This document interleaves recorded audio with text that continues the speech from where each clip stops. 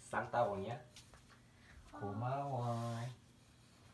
쌍쌍바. 이나 잘 자고 좋은 꿈 꾸거라.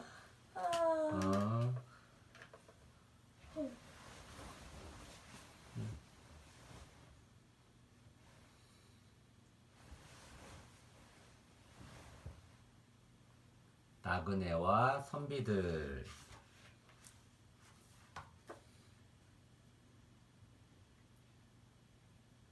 날이 벌써 저물었군. 묵어갈 만한 곳이 어디 없나? 볼품없는 나그네. 옛날에 어떤 나그네가 있었어. 나그네는 허름한 옷차림에 삿갓을 푹 눌러쓰고서 길을 걷고 또 걸었지. 그렇게 계속 걷다 보니 어느새 날이 저물었어. 나그네는 당장 어디서든 하룻밤을 묵어야 했어. 때마침 커다란 기와집이 보이네. 나그네는 터벅터벅 걸어가 그 집 대문을 두드렸지. 집주인이 나오자 나그네는 공손히 부탁했어. 먼 길 가는 나그네인데 하룻밤 묵어갈 수 있을지요? 어쩌지요? 오늘은 과거 보러 가는 선비들이 사랑방에 묵고 있어 재워드릴 수가 없습니다. 그 사이 어둠이 짙어져 더 걸을 수는 없고 가까이에 묵어갈 만한 다른 집도 없고 정말 큰일이네. 나그네는 한 번 더 간곡히 부탁했어. 달리 갈 곳이 없으니 사랑방 한쪽 구석에 끼어서라도 묵어갈 수 없겠는지요. 집주인은 갈 데가 없는 사람을 그냥 보내기가 영 꺼림직했어. 그래서 잠시 망설이다가 재워주기로 했지. 손님이 많기는 해도 자리를 조금씩 좁히면 한 사람 누울 곳 없겠습니까? 안으로 드시지요. 집주인은 나그네를 사랑방으로 데려갔어. 사랑방 그득하게 선비들이 자리를 잡고 앉아 있었어. 손님이 한 분 더 오셨습니다. 조금 불편하시더라도 오늘 밤 함께 지내셔야겠습니다. 집주인은 선비들에게 사정을 이야기하고 나그네를 소개했어. 나그네도 선비들에게 깍듯이 인사를 했지. 그런데 선비들은 나그네를 위아래로 훑어보더니 인사조차 안 받네. 잠자리가 불편해지는 것도 싫은 마당에 거기다 한 방을 쓸 사람이 허름한 차림의 나그네라니 기분이 나빴던 거지. 집주인이 돌아가자 선비들은 나그네 들으라는 듯 불만을 터뜨렸어.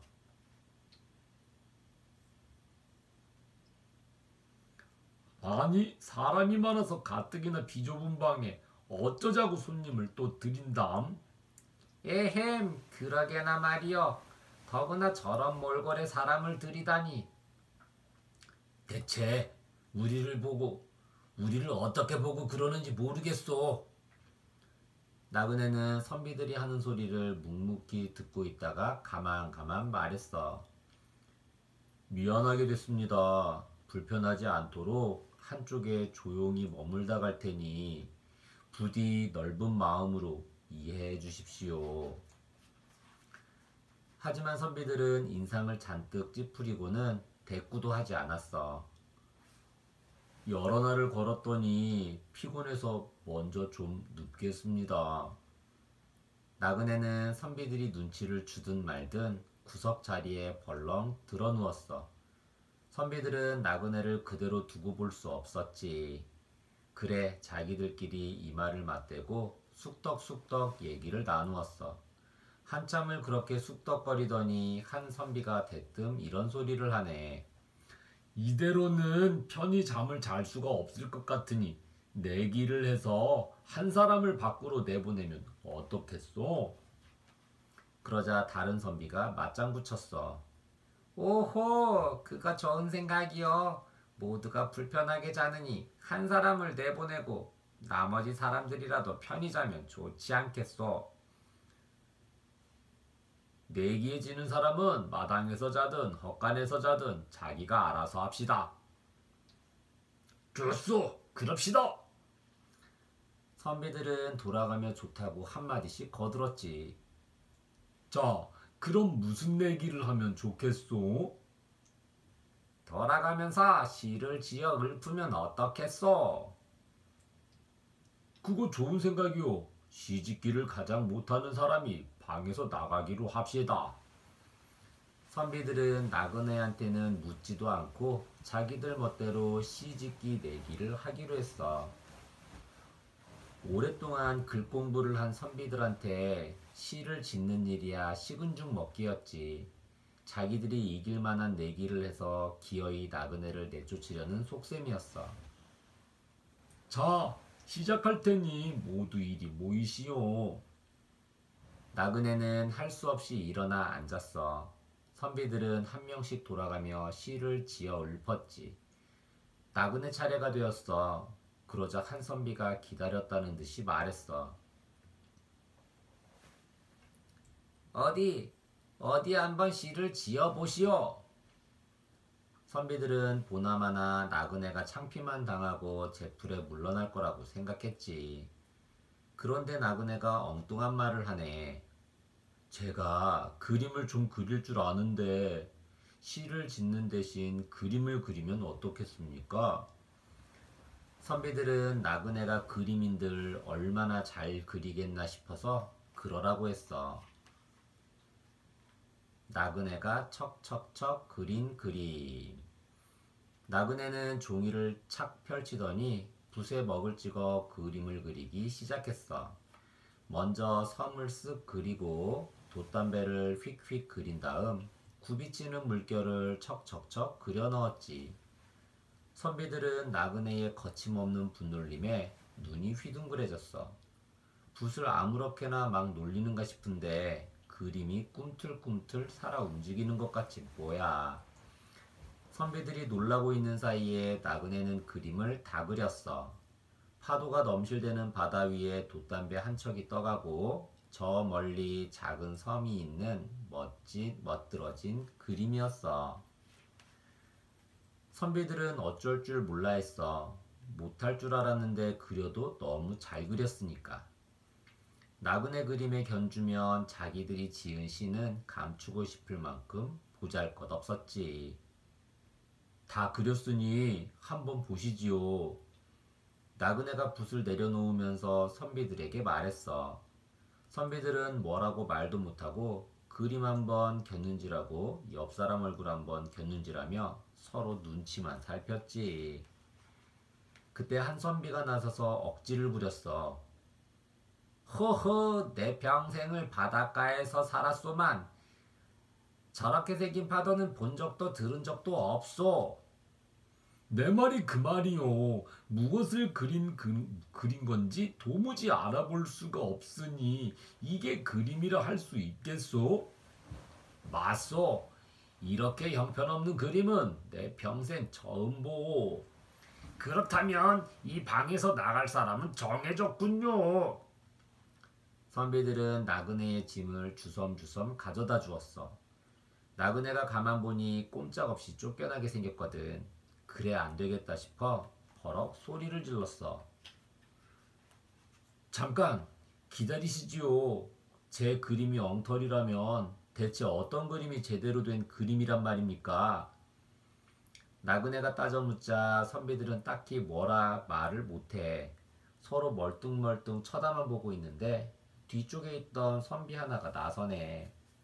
자고로 잘 그린 그림은 짭조름한 바다 냄새가 나고 일렁거리는 파도에 멀미가 나듯 어질어질해야 하는 법이요. 허허, 그렇다면 기다려보시지요. 나그네는 선비들을 물러나 앉게 한 다음 방바닥에 놓인 그림에 한 손을 얹었어. 그러고는 어잇! 하는 소리와 함께 그림에 힘을 불어넣었지.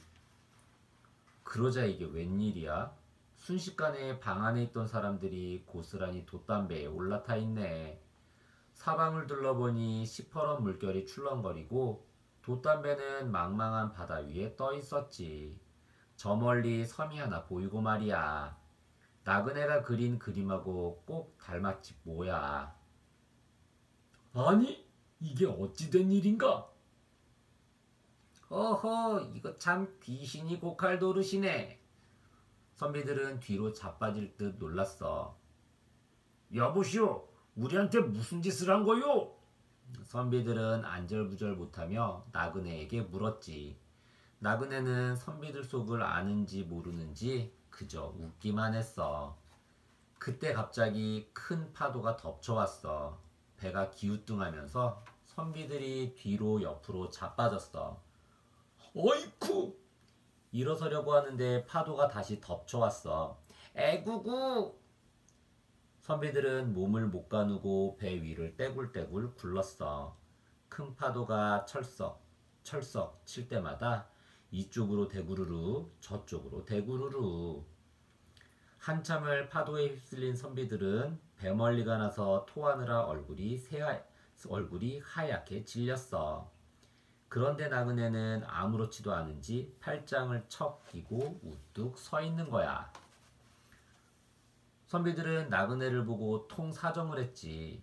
여보시오, 당신이 누군지 모르겠소만 우리를 돌려보내 주시오. 아이고 도사님, 아까는 우리가 잘못했소. 제발 돌려보내 주시오. 하지만 나그네는 고개를 가로저었어.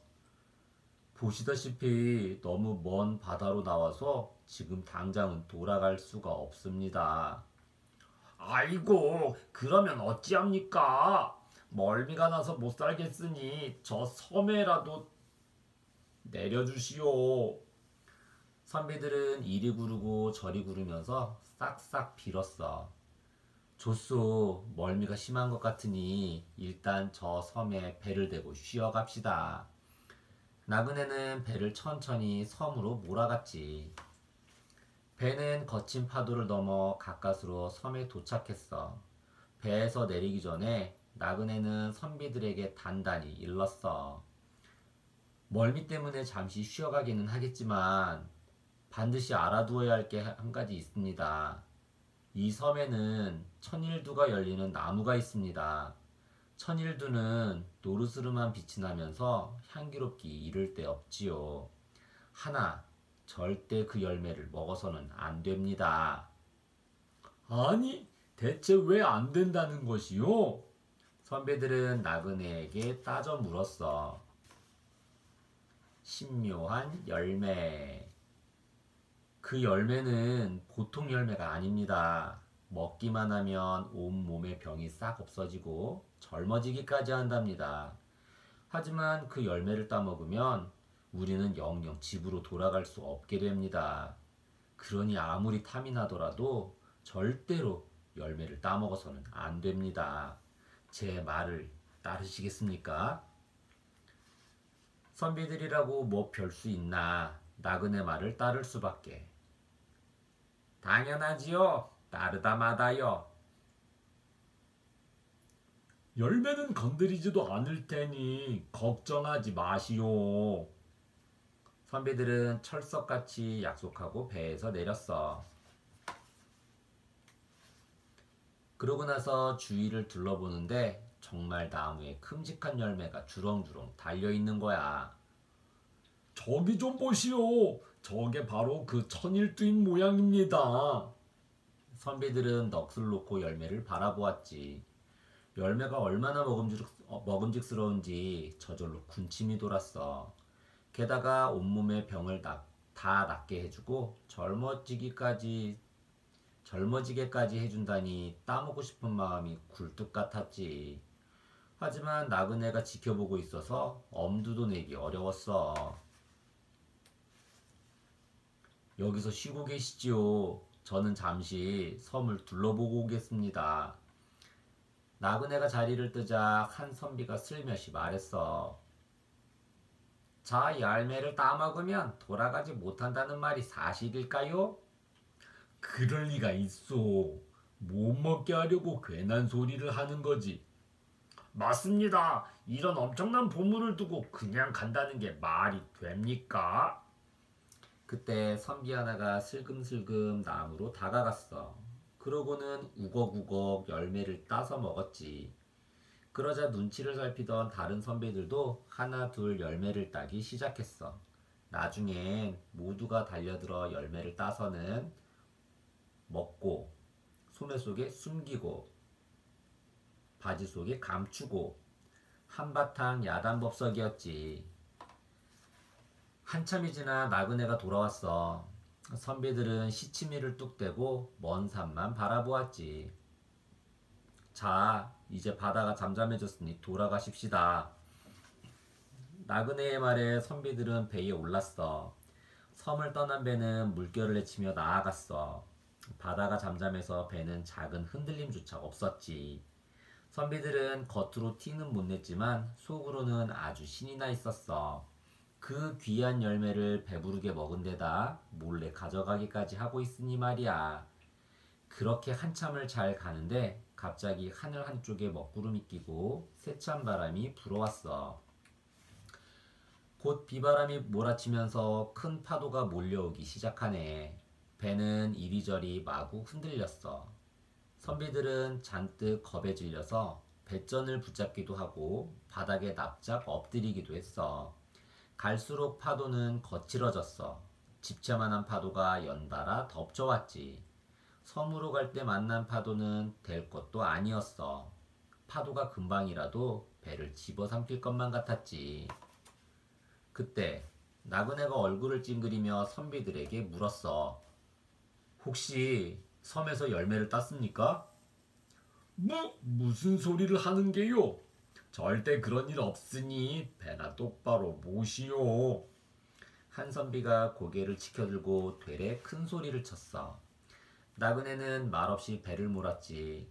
파도가 좀째 가라앉지를 않니 선비들은 점점 더 불안해졌어.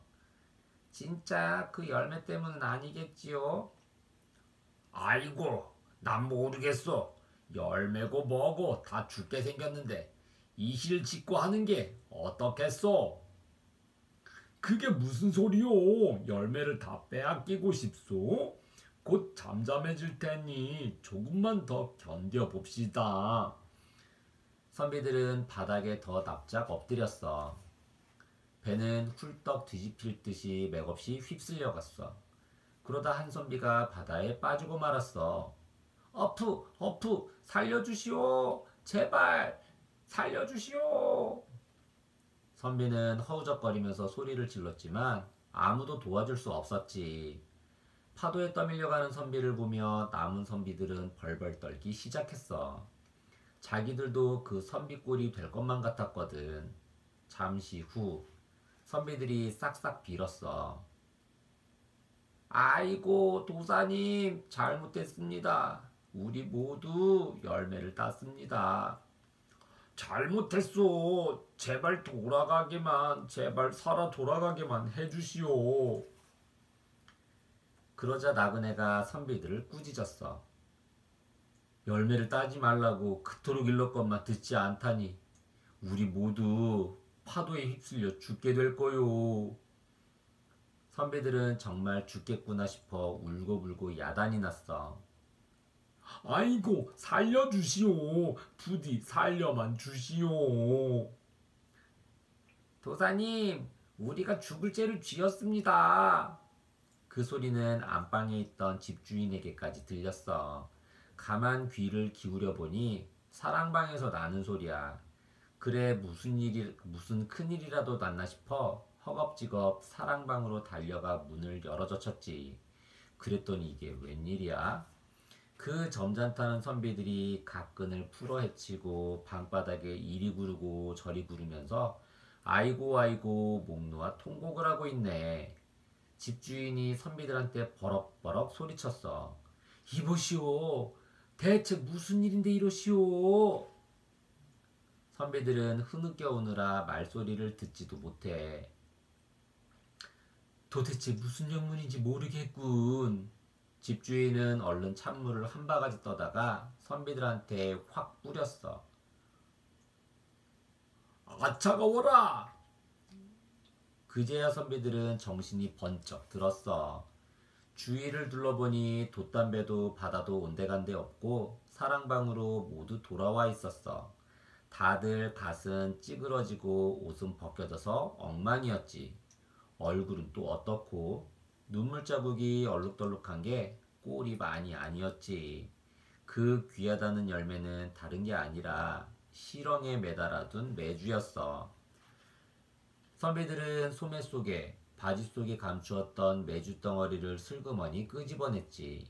그러고는 겸연쩍고 부끄러워서 서로를 머쓱하게 바라보았어. 꿈을 꾼 건지 귀신에 홀린 건지 도무지 알 수가 없었지. 뒤늦게 두리번 나그네를 찾았지만 이미 어디로 사라지고 보이지 않았어. 그저 나그네가 그린 그림 한 장만 방바닥에 덩그러니 남아 있었단다. 생각술술 약.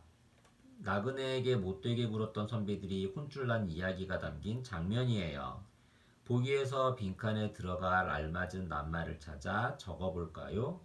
보기, 꿈틀꿈틀, 떼굴떼굴, 버럭버럭, 쑥떡쑥떡. 1. 선비들은 쑥떡쑥떡 얘기를 나누고는 나그네에게 시 짓기 내기를 하자고 했지. 2. 나그네는 시 짓기 대신 그림을 그렸는데 마치 꿈틀꿈틀 살아 움직이는 것 같았어. 3. 바다 위에 떠있던 선비들은 파도가 덮치자 배 위를 떼굴떼굴 굴렀어. 4. 집주인이 선비들한테 버럭버럭 소리쳤어. 그제야 선비들은 정신이 번쩍 들었어. 여러분이 선비라면 나그네의 그림을 보고 어떤 말을 했을지 빈 말풍선에 보기에 낱말을 넣어서 적어볼까요? 이렇게 생긴 파도는 본 적도 들은 적도 없어. 무엇을 그린 건지 도무지 알아볼 수가 없어. 이렇게 형편없는 그림은 내 평생 처음 보. 보기, 거침없는 멋들어진 분놀림, 아무렇게나 엉터리 제대로. 어휘술술 약. 나그네와 선비들에 나온 문장이에요. 밑줄 친 낱말을 넣어서 새로운 문장을 만들어 볼까요? 1. 그렇게 계속 걷다 보니 어느새 날이 저물었어. 나그네는 당장 어디서든 하룻밤을 묵어야 했어. 저물다. 해가 져서 어두워졌다는 뜻이에요. 예시. 해가 저물 때까지 놀다가 들어왔어요. 2. 자, 그럼 무슨 내기를 하면 좋겠어? 돌아가면서 시를 지어 읊으면 어떻겠소? 읊다. 노래나 시를 소리내서 읽을 때 쓰는 말이에요. 예시. 시를 읊는 소리가 참 듣기 좋아요.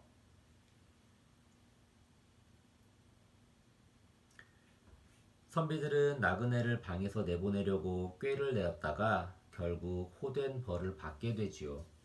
이런 상황에서 알맞은 속담과 사자성어를 알아볼까요? 속담. 빈칸에 들어갈 낱말을 보기에서 골라보세요. 보기.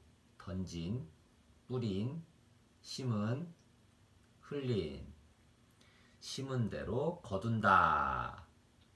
자신이 행동한 대로 결과를 맞게 된다는 뜻이에요. 농사를 지을 때 씨를 뿌린 만큼 거두기 마련이죠.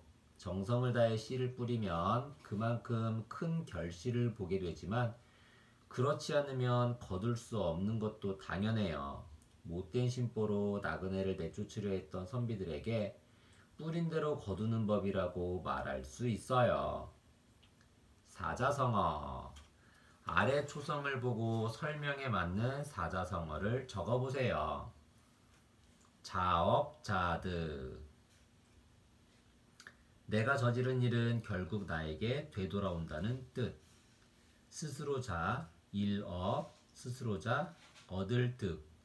자기가 한 일의 결과는 결국 자기가 치르게 된다는 뜻이에요. 내가 잘못한 일은 나에게 잘못된 결과로 돌아온다는 말이죠. 나그네에게 못되게 굴었다가 큰 벌을 받은 선비들이 바로 자업자득인 셈이에요.